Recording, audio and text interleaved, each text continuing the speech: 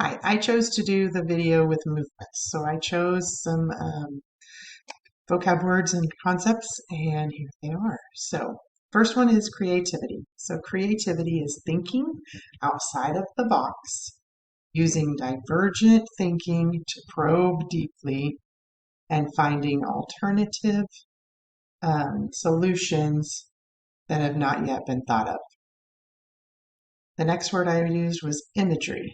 Imagery is that mental visualization of objects and events that lead to new or are related to new learning. And we use imagery to store things in the brain. Yes, we use imagery to store things in the brain. Mental image. A mental image is that pictorial representation of something physical or an experience. So a pictorial representation of something physical or an experience.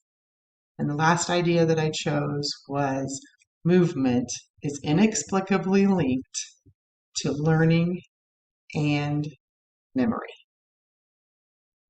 All right, thank you.